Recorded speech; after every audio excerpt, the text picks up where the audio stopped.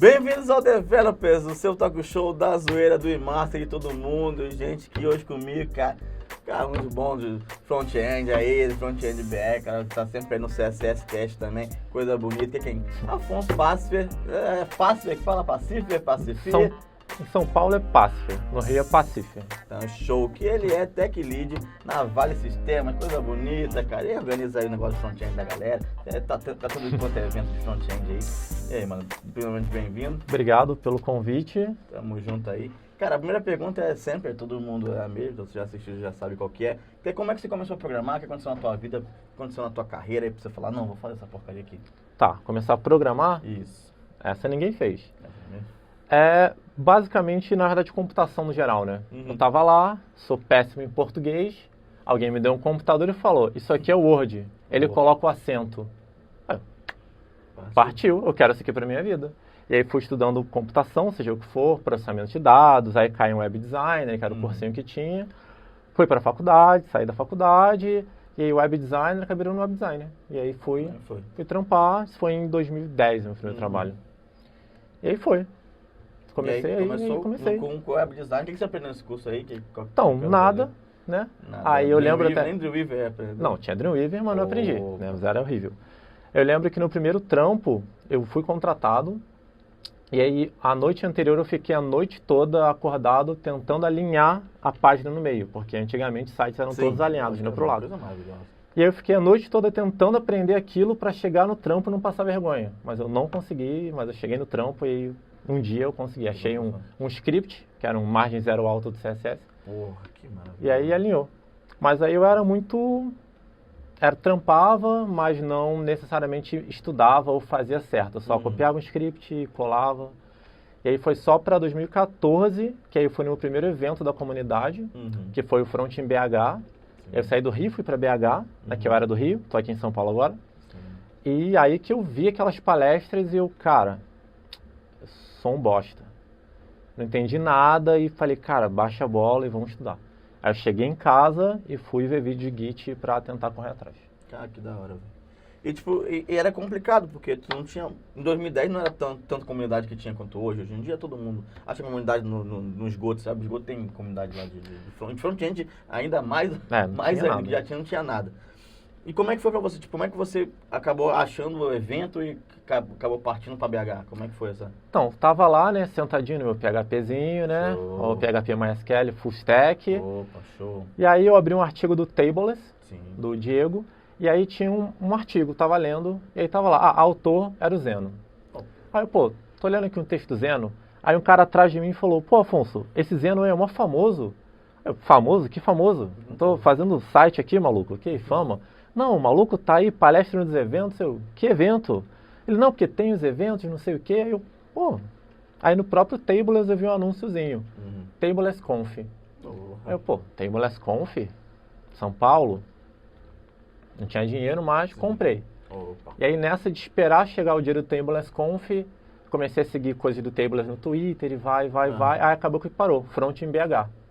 Aí o pessoal do escritório animou, pô, vamos Front em BH? Vamos pra esse evento? Vamos. Acabou que a gente comprou, foi, chegou lá sem conhecer ninguém, né? Aquele bicho do mato, né? Tipo, oi, e tal.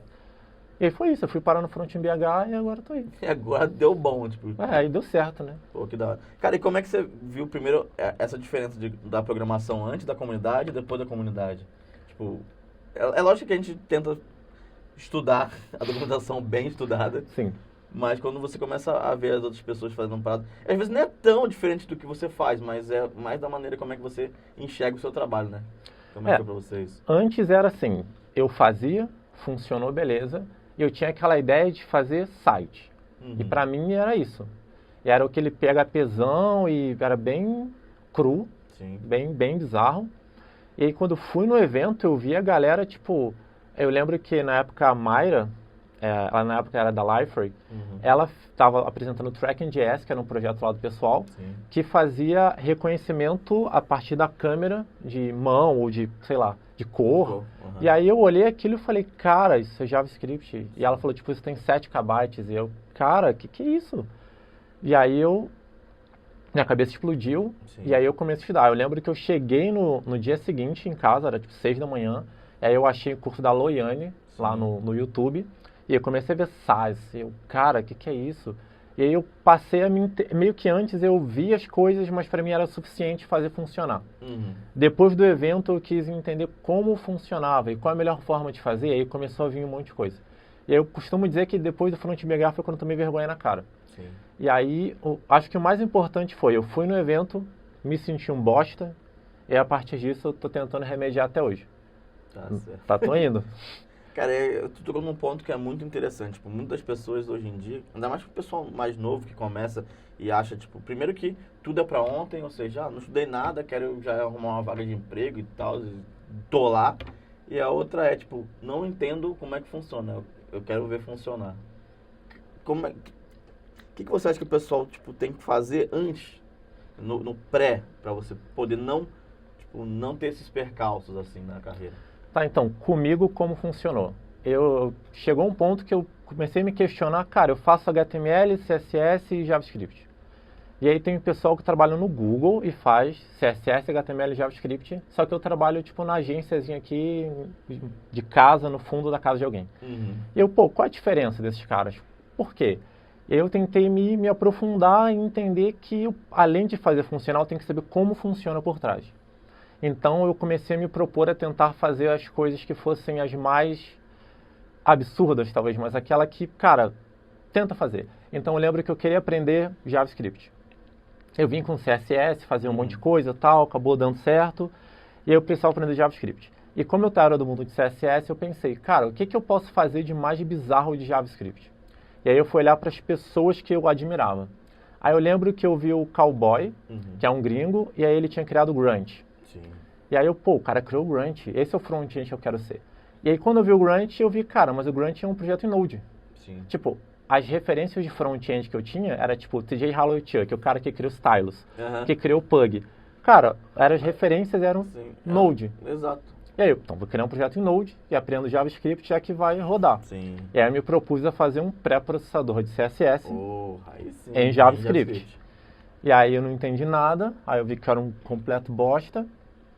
Mas eu fui, estudei, me tranquei em casa, me demiti e falei, eu vou ficar aqui trancado até eu conseguir fazer isso. Aí fiquei um mês trancado até eu conseguir fazer o Banana CSS, alguns devem ter visto, que é um pré-processador de CSS. E aí eu aprendi muita coisa de JavaScript e muita coisa de como funciona o pré-processador. E foi quando eu comecei a olhar o código dos outros. Eu abri o código do Stylus e daqui a pouco comecei a ver aqui uns comentários bizarros e eu, cara, esse cara não é assim. Não é porque é uma ferramenta que eu uso que ela está perfeita. Sim. E eu comecei a entender que eu comecei a ter permissão para não fazer necessariamente um código extremamente perfeito, porque eu vi quem eu admirava também não fazer um código extremamente perfeito. E ninguém faz. Só que eu achava que, nossa, sou um bosta aqui, mas aí foi isso. Aí foi me... gambiarra louca. E aí o que eu sempre falo é você se propor a fazer o que você não sabe e a evolução vai ser uma consequência. Então eu sempre tentei me propor a fazer o que eu não sei, em tudo. E aí pro front-end foi a mesma coisa. React, eu tentei ir lá fazer a minha própria versão no React. Eu fiz Virtual DOM, fiz tudo. Então a minha ideia foi sempre recriar a roda. E aí tem o que o pessoal fala, mas você vai recriar a roda? Tipo, já existe React, para que você vai fazer o React? E aí o que eu sempre respondo é, cara, o problema não é você recriar a roda, o problema é, desde o começo, você nem sabia como ela funciona, você só usar. Então, por exemplo, ter refeito uma lib de Virtual DOM, agora eu tenho um olhar muito mais crítico para o React da vida, ou o que for. Qualquer coisa. E agora eu entendo como ele funciona por trás e quando eu vou usar ou não, entendo melhor o problema que ele resolve, porque eu me propus a refazer. Esse é o ponto, cara. Ninguém está se preocupando com isso. Tipo, eles acham que para qualquer, sei lá, parafuso, tudo é martelo, tudo é alicate, ou tudo é... Nunca uma chave de fenda, mas tipo, qualquer coisa. Cara, e como é que você acha, tipo, que deveria ser o pensamento das pessoas, que você tocou no ponto que, tipo, todo mundo pergunta e ninguém sabe a resposta, que é dar um passo atrás e pensar primeiro no problema e depois pensar em que você vai resolver aquele problema e depois na ferramenta. Tipo, a ferramenta não tem que ser a escolha primeira se você não escolheu nenhum problema que você quer resolver. Sim. Qual é o projeto? Não sei, mas eu vou usar React. Sim. E Redux. Opa! Então, eu acho que essa é uma questão de você... Tem o que o pessoal sempre fala estuda a base. Beleza. Acredito que todo mundo que está vendo aqui já deve ter ouvido isso. Estuda a base.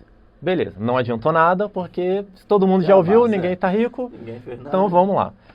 Estudar a base é HTML, CSS, JavaScript. Aí você chega para uma proposta de emprego e pede Vue.js. Aí você fica, mas me falaram para estudar a base. Estudar a base não é assim que funciona. Estudar a base comecei a estudar React. Aí eu tenho lá, class, sei lá o que, extend React Component. Se você não sabe como funciona uma class em JavaScript, você tem que olhar para aquilo e falar, opa, não estou entendendo isso. Aí você dá um passo atrás e vai estudar o que é classe em JavaScript. E depois você volta para olhar o React. Sim. Isso vai te adicionar um background que vai facilitar que você não aprenda só React como qualquer outra coisa. Exato. E aí, de repente, você vai ver que o React só usando classe, é só uma classe que eu estou estendendo. E que nem tanta coisa ali é tanta mágica. Uhum. Então, esse é o lance de dar um passo atrás, né? Você identificar que ali você tem uma dificuldade, dar um passo atrás, adicionar o seu background e facilitar a sua curva de aprendizagem para isso e para coisas do futuro. Uhum. E sobre você identificar qual é a melhor ferramenta, é complexo, porque você tem que saber que problema a ferramenta resolve. E a maioria das pessoas não sabe que problema cada ferramenta resolve. Por exemplo, falam que React é programação reativa. Pois rima, né? Aí é reativo. Soubesse que o Angular que é reativo, olha só, não é mesmo? Ninguém sabia disso, galera. O mundo dá voltas, né? Exato. Olha só. Mas é bem isso, é bem identificar o problema. E quando você... Tem uma coisa, acho que o Dan Abramov que falou, sobre Redux, que se você não entender o Redux, provavelmente você não precisa do Redux. Então, se você chegou no problema que o React resolve, na hora você vai falar, caraca... Agora, se você forçar a usar uma tecnologia porque é hype, não vai dar certo. Cara, e aí você entra nessas paradas, tipo, que o JavaScript, ele chegou num ponto de ter vários frameworks, e agora está reduzindo o máximo escopo a tentar voltar para a sua essência, que é a essência que você programava lá com PHP e tal, HTML e CSS. Isso também graças a uma parada que também deu vamos falar assim, deu um boom de ter frameworks, que é o gerenciador de dependência. Isso. Como que você acha, tipo assim, a evolução da NPM, você acha que ele é a melhor solução para gerenciamento de dependência no JavaScript? E ele tendo responsável a gente tentar voltar e ter a ideia do Vanilla agora. Então, falando sobre o React, vou dar como exemplo o React porque é moda, né? O problema é o dev escolher usar a ferramenta, o lance de solucionar o problema ou não porque ele não decidiu o que é melhor para solucionar o problema, tem outro fator. O fator eu vou usar React porque eu não sei fazer sem o React. Então eu não uso a ferramenta para solucionar um problema. Eu não entendo o problema que ela soluciona, mas eu uso como muleta para poder matar o meu job. Porque é mais fácil você fazer uma aplicação com React do que sem React, por exemplo. É bem mais fácil. Às vezes é uma aplicação que fica 2 dias no ar, tu vai fazer todo um trabalho com o negócio desnecessário, né? É bem mais fácil. Mais fácil. É simplesmente mais fácil. E aí...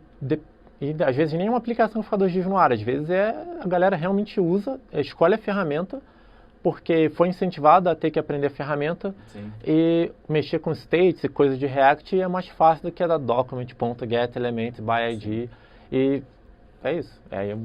Que aí entra a parada que o pessoal hoje em dia xinga muito, que é o jQuery. Né? Porque ele foi feito exatamente para abstrair o JavaScript. E tipo, na verdade foi uma coisa muito boa para o pessoal da época. Hoje em dia não sei se provavelmente não é a melhor solução, mas eu acho que o pessoal também que usou o jQuery por zoar não faz sentido nenhum, porque salvou muito a nossa vida anos passados, né? Então, sobre zoeira, eu até falo disso ali numa palestra, eu acho. O jQuery, eu acho que ele foi em 2006, se eu não me engano, e ele foi disruptivo porque ele chegou em um momento onde o cross-browser era terrível, e o jQuery é o cara que popularizou o conceito de abstração. Então ele é importante porque ele quebrou isso. Em 2009 veio o Angular, que popularizou o conceito de Single Page Application. Em 2013 o React é o conceito de Virtual DOM. Verdade. Mas o Single Page Application, uma parada que você falou que é muito legal, tipo, ele foi bom, mas em muitos casos ele não é a melhor solução também. Não, com certeza não. Porque às vezes você tem uma única página. E tem uma rota React Router, React. porque é a forma que o desenvolvedor sabe fazer. Sim. De repente, HTML e CSS era melhor. Só que o cara tá tão, não, Styled Components, o boilerplate, React Create App e tal, e aí é horrível. O cara precisa de uma coisa chamada 3 letrinhas, SEO, se fudeu. Não, aí você vai fazer o quê? Tem que usar server-side render, e aí tem que fazer um monte de coisa, mexe no Express, serve HTML estático, e era só fazer HTML. É só fazer HTML, puro HTML. Cara, é muito doido isso, cara. E aí outra coisa que você viu também acontecer foi essa evolução, tanto dos frames, mas quanto da web também. Né? Na época do nosso querido jQuery, estava ainda a especificação do HTML5, CSS3, e aí você falou muito bem da questão dos pré-processadores de CSS, que hoje em dia é outra parada que o pessoal usa, mas também não é tão necessário quanto era naquela época. E o que você acha que a web está indo como caminho para fazer realmente as soluções serem um pouco mais enxutas, um pouco mais, não tão abstraídas, mas tipo assim, meio que vamos voltar à raiz, vamos voltar a ser... Então, desde o jQuery foi divisor de águas porque ele mostrou uma forma diferente de fazer. E aí, por exemplo, o jQuery veio com um seletor que você usava o seletor do CSS. E aí a plataforma foi lá e criou o Query Selector. Exato. Então, as ferramentas, as libs, elas trazem coisas e a W3C aos poucos vai implementando, e o TC39 no JavaScript. Sim. Então, por exemplo, CSS pré-processadores, você usava para fazer variáveis, para fazer mixins, para fazer nesting. Hoje você não precisa de pré-processadores para fazer isso. Você pode usar variáveis nativas, que por sinal são bem melhores. Eu preciso modularizar o meu CSS. Vamos supor que você use o import do CSS. Sim. Você aprende na escolinha que dar import no CSS é ruim porque você vai fazer requisições a mais. Cada import é uma requisição.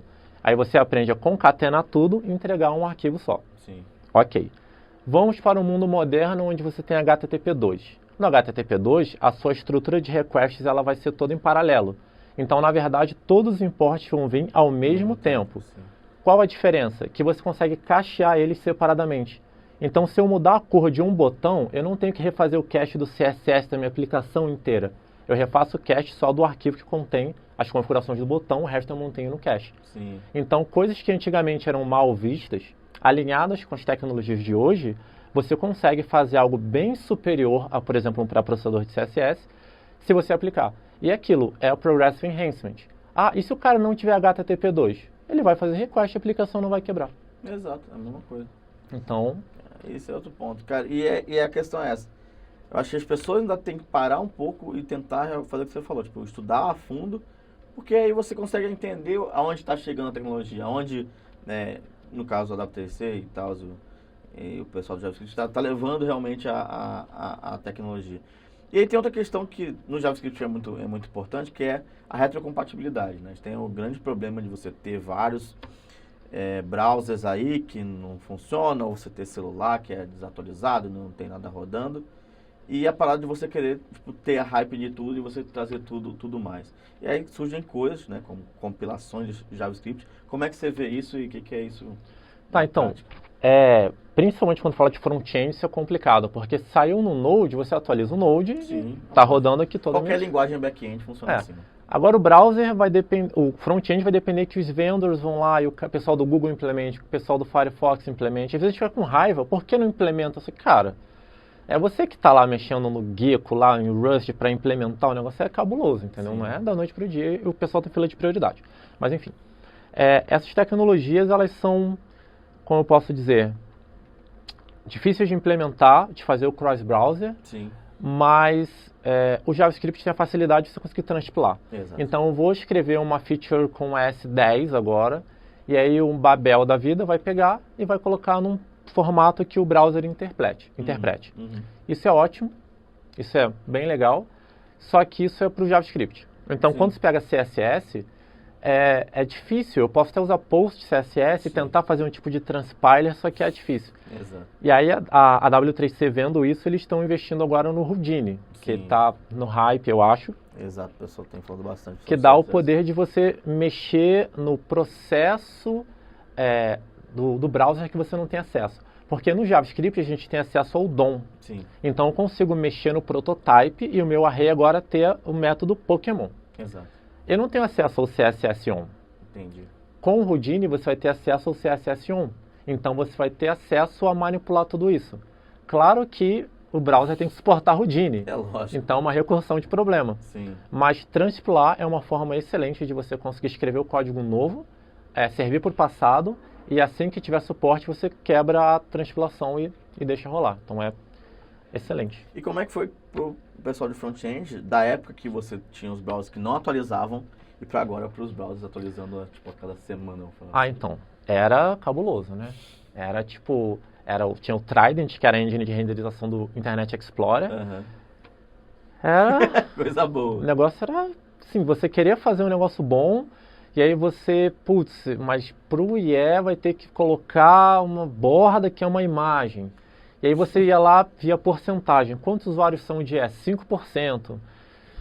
Dependendo, se você está na Globo.com da vida, 5% você não pode negligenciar, Exato. entendeu? E aí tem projetos como, acho que o Modernizer e outros que fazem Feature Detection. Uhum. Então você consegue fazer o Progressive Enhancement, né, que é a aplicação vai se comportar bem no browser novo. Isso a gente fazia bem mais antigamente. Sim. Quando é o IE, ele vai ter funcionalidades a menos, mas vai funcionar.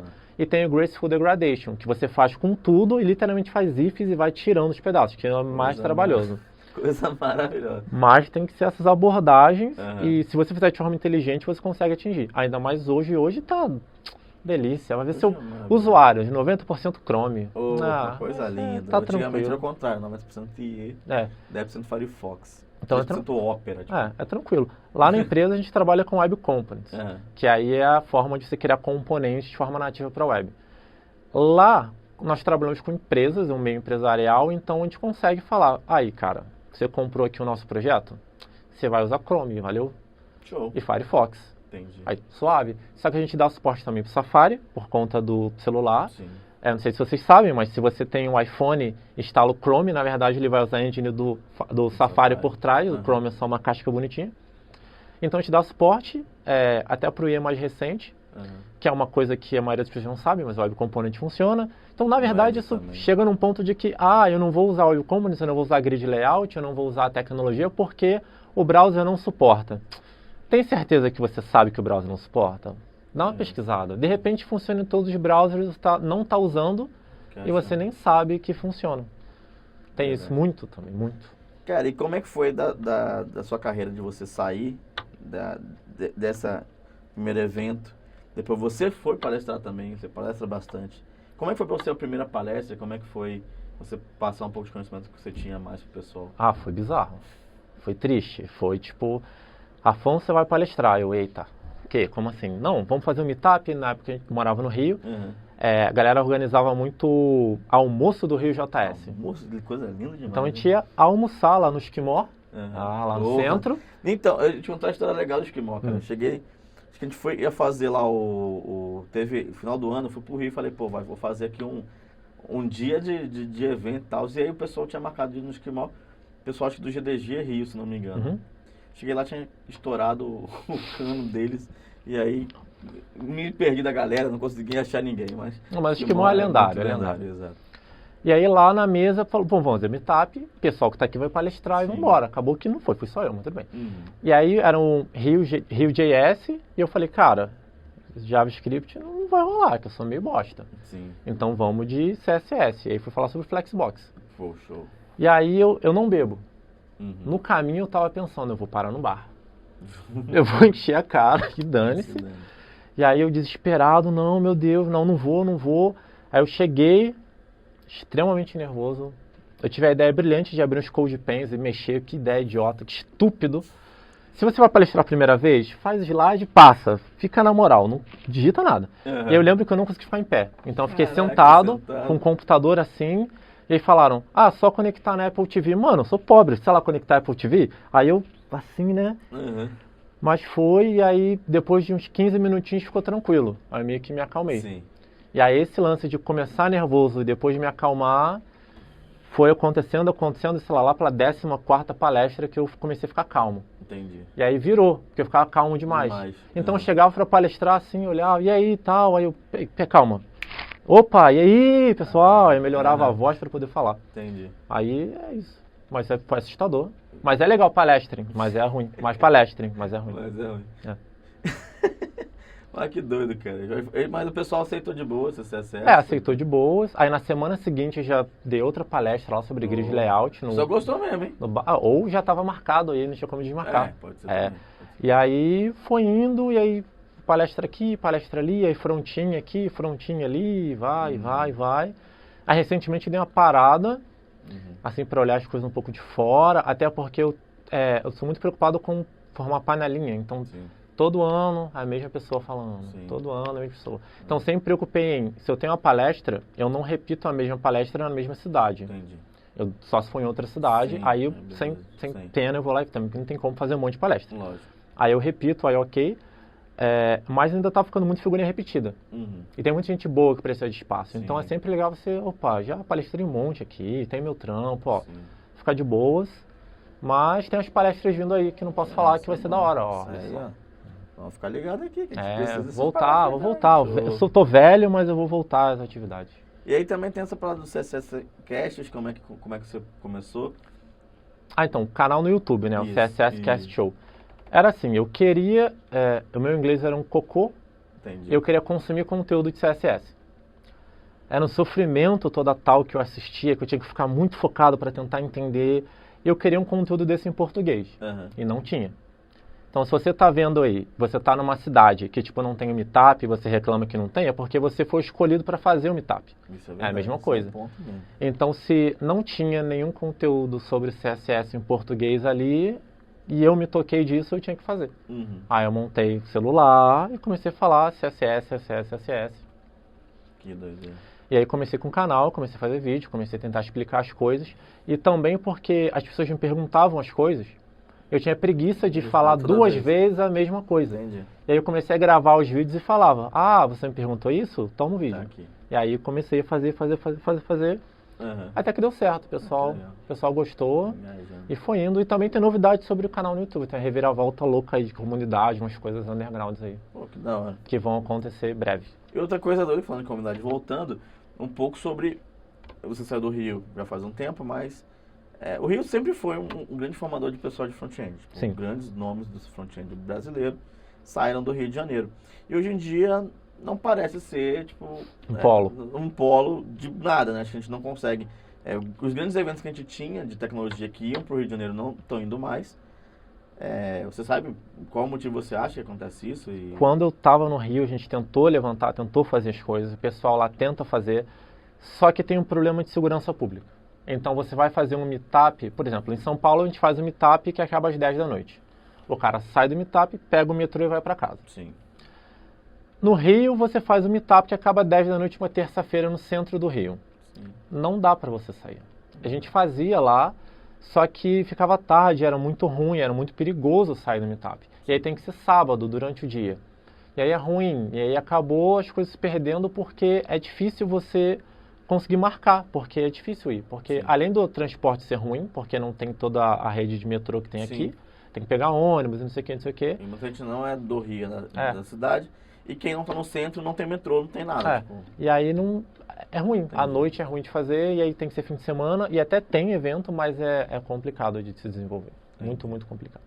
Então, você acha que é mais isso. Mas essa é uma comunidade que eu sempre admirei, ainda mais o pessoal do front-end, realmente, o pessoal do PHP também, que eu tô lá com eles direto. O pessoal da Microsoft também, o pessoal da tecnologia. O pessoal do Python, acho que toda quarta faz dojo lá, o pessoal tá firme forte. O GDG também, então o pessoal ainda é forte, mas os grandes eventos realmente saíram do Rio de Janeiro. Sim, não voltaram. Também tem a ver com o fato do... Quem puxava muito era o Léo Balter, que criou o primeiro front em Rio lá atrás. Ele acabou indo embora, foi morar fora e tal, enfim. E aí, não sei se surgiu depois um grande nome assim para puxar as coisas no Rio, entendeu? Até porque esse problema de segurança pública é muito sério, então o pessoal, se tem a oportunidade de se mudar, se muda. Tem até o Lucas Trindade, ele organiza o meetup, sei lá, de CSS, o GDG, tudo quanto é meetup ele vai, organiza. Só que é difícil, pessoal, é bem complicado, mas ainda assim ainda tem.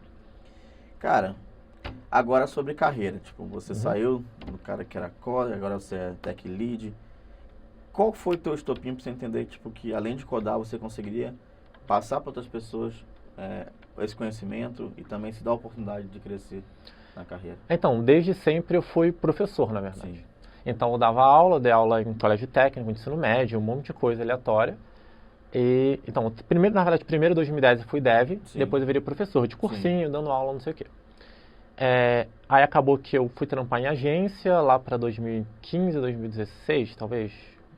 2014 estava em agência, que eu fui pro Front MH, 2015. E aí, como eu morava com meus pais, eu pensei, pô, tô aqui na agência, tá, mas tem um monte de coisa para estudar. Eu posso ficar duro, sem dinheiro nenhum, não vai faltar comida, pelo menos, não vou sair, não vou fazer nada, mas eu posso estudar. Então me demiti e foquei, vou estudar muito. Aí eu era dev de agência, assim, tipo, trampar, fazer um site na gambiarra. Comecei a codar muito projeto open source. Sim. Criar projeto, ajudar em projeto, participar de projeto, tentar entender, palestrar, viajar, sem dinheiro, mas ia, e se matava. E aí eu tinha esse lance de ensinar, eu comecei o canal no YouTube, comecei, sim, a passar as coisas e tal. E aí eu meio que estava já num nível periclitante de financeiro. Sim. Eu não, vou ter um trampo aqui, comecei a ver freela e tal. Aí resolvi me vender. Vamos vender minha alma logo então. E aí quando eu fui me recolocar profissionalmente, depois de tanto tempo de open source, sim, eu vi que esse tempo de open source foi tão relevante que eu estava num nível relativamente bom. Assim, tipo, é como, eu tô estudando inglês aqui, e aí de repente você fica sozinho estudando inglês, faz um TOEFL e tira uma nota alta. Sim. Era tipo isso, eu fui tipo, nossa, você tá num nível bom e tal. E eu tinha interesse de ajudar as pessoas a se desenvolverem. Sim.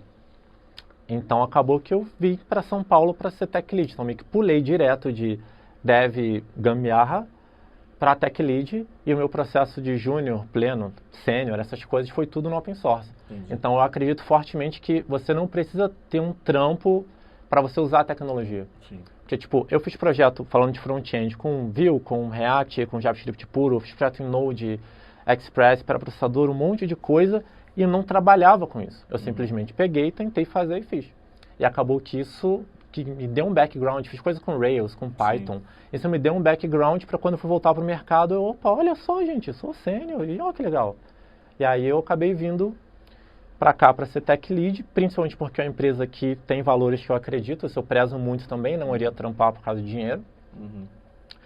E acabou que eu vim com a missão de montar time, contratar pessoas, e aí eu fui tentar buscar as pessoas ali que têm potencial para se desenvolver, a empresa tem muita abertura para isso. E a gente está aí, contratei uma menina, começou hoje, está lá estudando e vai entrando gente e vai se desenvolvendo. Que massa. E aí tá rolando, tá bem tranquilo. São Paulo é legal. Gostando? Legal. Show. Valeu demais, Afonso. Obrigado. Obrigadão. Deixa a mensagem ao pessoal que está assistindo, pessoal que acompanha o trabalho há muito tempo, e falar um pouco aí sobre as novas palestras, que eu fiquei muito interessado nisso, que a gente vai falar disso aí. Novas palestras que eu não vou falar, novos projetos no YouTube que eu não vou falar, tudo resolvido, sei lá, semana. Mas acho que uma mensagem para quem está começando? Pode ser. Para quem está começando, estudar a base é importante, mas espera bater no problema para pegar uma coisa que soluciona o problema. Não vai pelo hype, tipo, de querer estudar porque todo mundo fala React, não sei o quê. Vai, tenta criar projetos, cria uma conta no GitHub, tenta fazer alguma coisa, uma hora vai dar pau e aí você vai ver, caramba, velho, é para isso que serve o React? Então, vai com calma, espera o problema acontecer para pegar a ferramenta que soluciona o problema. E quando você pegar essa ferramenta, o que eu recomendo tenta recriar essa ferramenta por você. Tenta entender como a roda funciona. E quando alguém falar que você é idiota porque está recriando a roda, você só ignora que esse cara está lá e usando coisas pré-prontas que outras pessoas fizeram. Então, tipo, não seja o cara que só usa React, ele é a documentação e usa, seja o cara que está no core e contribui ou que criou as coisas. Então, tipo, solucione os problemas para as pessoas usarem o seu e não só pegue soluções prontas e aplique sem necessariamente isso ser a melhor solução para o seu problema que você tem, que talvez você nem entenda. Show. Obrigado. Até mais. Então, valeu. Valeu, galera. Developers.